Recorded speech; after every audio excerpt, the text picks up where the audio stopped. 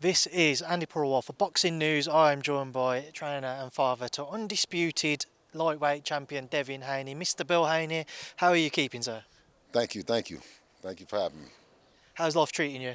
Oh, absolutely, man. Blessed by the best, praying for the rest, sir. Oh, some great lines there, Bill.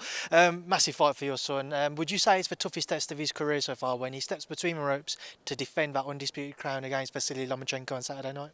Oh, absolutely. It's definitely his toughest test on paper. Of course, we'll have to see what Lomachenko brings. We know styles make fights, and it could be an easier fight than we're thinking. What makes you feel like it might be an easier fight, if at all? Just that they both have similar ways of attack. They're both quintessential boxers. You know, I think that Devin has some attributes that offset Lomachenko's in a way that no one else has had. Great feet, tremendous jab, high boxing ring IQ, something that Lomachenko hasn't necessarily faced up until now. So it could be an easier night for Team Haney. Everybody's expecting a highly technical fight, Bill. Are you expecting something similar from your game plan? No, you don't want to say too much, but are you preparing for something different? Oh, absolutely. We're preparing for anything that Lomachenko brings. We know on the night, champions tend to bring out something a little bit more than what they show. They rise to the occasion under the lights. So we're expecting the unexpected with Lomachenko, if that makes sense. We've been preparing.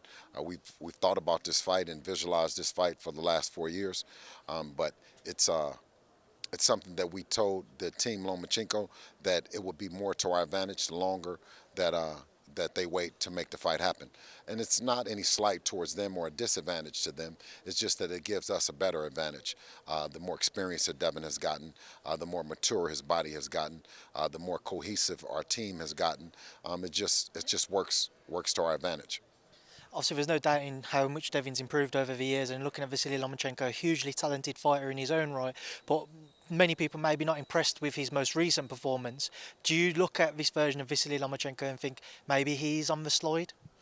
No, not at all. It was a young fighter, and Ortiz, the performance that you speak about in question. But with the resume that Lomachenko has, he didn't lose the fight. So, styles make fights, and I still rate Lomachenko very, very high. We saw Devin and Loma have a little walkout yesterday from media duties and exchanging a few words. Devin said he feels that he's a dirty fighter. Do you echo those same words?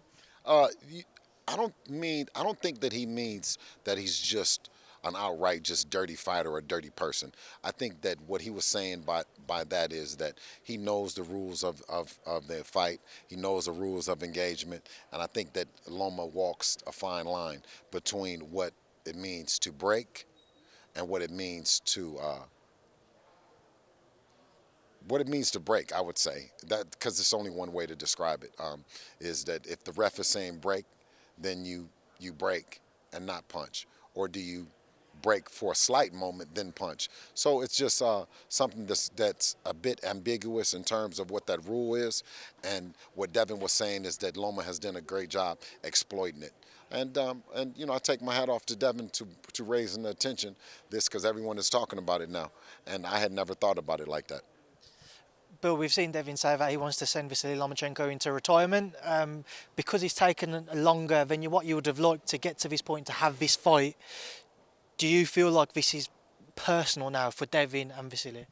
Well, I mean that's fight banner. You expect that from a fighter to want to feel that way. Of course, us as a team, me as his trainer and father. I would never like to see a person not be able to feed his family. So I don't feel that way. I don't want or feel that we get something great by retiring Lomachenko. But I know that Devin wants to definitely make a statement, and he's bold about the statements that he's making. So he has to back it up in the ring. And I think that that's a lot of pressure that he's putting on himself, rightfully so, for the people. Because there's no one that has called out Lomachenko. There's no one that is saying the things that about Lomachenko that Devin is saying. So I think that it's rightfully so that he's putting the pressure on himself as a young man, and he's doing it for the people, and I expect him to rise to the occasion. What's going to be the difference between the pair of them on Saturday night? Well, Saturday night we'll have to tell. Only Allah knows best.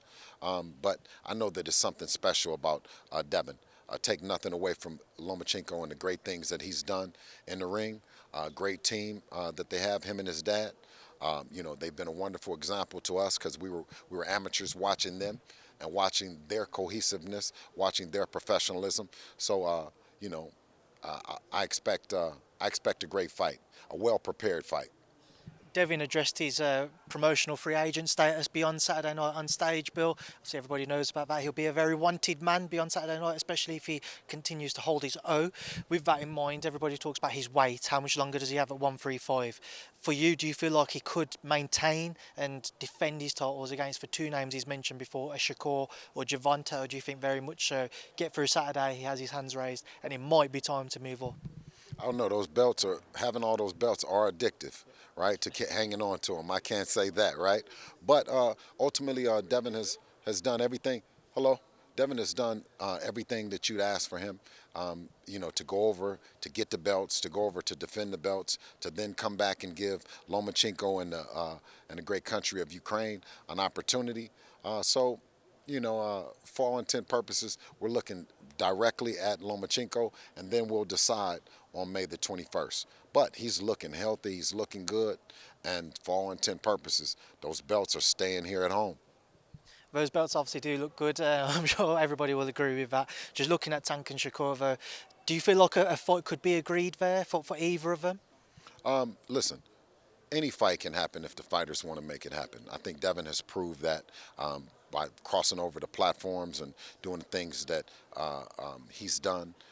Of course, it's legendary that this is our last fight on paper with Bob Arum. But I mean, no, we can't tell what the future has in store. We know that he has a stable of tremendous young fighters over there. I know that I've said over and over again that Devin is a hot knife and Top Rank is butter. But of course, you have PBC and you have Tank over there as well. So Devin is in a great position to make the biggest and the best fights happen. If he was to stick at 135 and you could only make one more fight at 135 before moving up, who would you rather it be, Tank or Shakur? I wouldn't give anyone a satisfaction of saying one or the other. We're going to fight the person that wants to fight, and it probably won't be two of them. I know right now Lomachenko is the guy that raised his hand.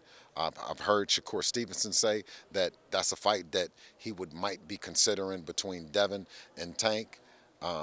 You've heard Tank say Devin and Shakur, but you've never heard neither one of them say specifically that it was Devin next. So we'll deal with Lomachenko, and then we'll see what their teams are talking about. I haven't heard I haven't heard anything from Bob Arum, from PBC, from anyone talking about fighting Devin. I'm just as curious as you guys. I've heard everything in the media, but I haven't heard anything behind the scenes.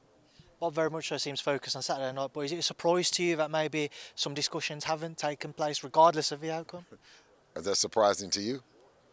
Hearing that it is, yeah, but I'm not involved in the promoter's world. Hey, listen, I get a chance to hear what you guys think. I know that Devin is very concerned about giving the fights that people want, right? But I have to be 100% 100 with you guys. Lomachenko,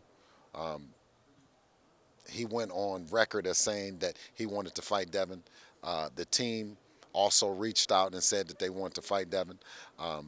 So he's the guy right now. We're focused on him. Just want to get your thoughts on one fight up at 140. I imagine you might keep your eye on Josh Taylor and Teofimo-Lopez. What are your thoughts on that fight? Great fight. I really like Josh Taylor and their team.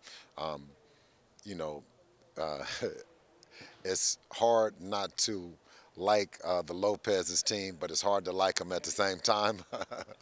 So I wish them both. They're both teams well, and a great fight, and anything is possible. Can I ask you for a prediction in that one?